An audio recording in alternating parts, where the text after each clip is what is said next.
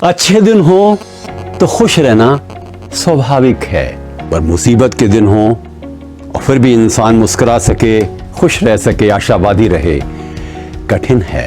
इस दुनिया में हर अच्छी चीज कठिन है और हिम्मत वाले लोग, जज्बे वाले लोग, आशा वाले लोग परिस्थितियों का मुकाबला करते हुए भी हंस सकते हैं। वो है ना मुकेश का एक प्राइवेट सॉन्ग, कांटों में रहने वाले कांटों से क्या डरेंगे, हंस हंस के आफतों का हम सामना करेंगे। इसी एक तर्ज पर एक लड़की की कहानी सुना रहा हूं। उसका नाम एन फ्रैंक था। 16 साल की लड़की थी और हिटलर की फौजों ने हॉलैंड की एक वेयरहाउस में, गोदाम में ऊपर ही ऊपर एनेक्स में छुपी हुई एक परिवार की एक सदस्य एन फ्रैंक और उसके सारे रिश्तेदारों और मंत्रियों को मार दिया। ऐसा तो होता ही था। 761 दिन एन फ्रैंक उस एनेक्स में रही। खाना तब बनता था जब गोदाम के कर्मचारी खाने पर चले जाते, चुप करके, पता नहीं चलता था। सब लोग परेशान थे, मौत कभी भी आ सकती थी। और हिटलर के सिपाही और हिटलर के जासूस सब जगह घूम रहे थे, पर किसी को अंदाज नहीं था कि एक गोदाम के ऊपर एक छोटे से कमरे में कुछ लोग छुपे हुए हैं। पर वो दिन आ ही गया जबकि उनके बारे में पता चल गया।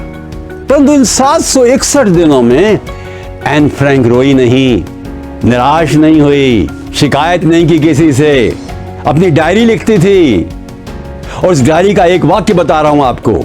हम सब लोग अलग अलग हैं, विविध हैं, किंतु सबकी एक खासियत सामान्य है, हम सब खुश रहना चाहते हैं और ये बात की जा सकती है और हमें खुश रहना चाहिए।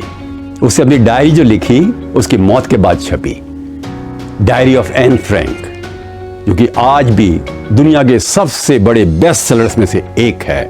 और उसने कहानियां लिखी, tales from the annexe. This was a tribute to the people around her, used imagination, कल्पनाशीलता का अपना स्वयं का वर्चस्व स्थापित करते हुए उसे सुंदर कहानियां लिखी। वो मुस्कुराती थी, आशा देती थी, विश्वास देती थी, ईश्वर में भी विश्वास करती थी, भाग्य में भी विश्वास करती थी। पर वो रोई नहीं, टूटी नहीं, झुकी नहीं। वो एन फ्रैंक थी। इंसान चाहे तो किसी भी परिस्थिति में अपने दृष्टिकोण को सकारात्मक रख के खुश रह सकता है। आइए आपकी छोटी सी एक और घटना सुनाऊं। आपकी ही गोस्वामी तुलसीदास के बारे में है।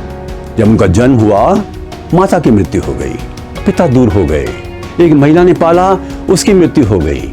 सब समझते थे ये दुर्भाग्यशाली है, इसके संपर्क में मत आओ। अनाथ बच्चा किसी तरह से जिंदा रहा, खाने के लिए कुछ नहीं होता था। एक दिन हनुमान जी के मंदिर में चला गया। पुजारी बहुत अच्छा इंसान था।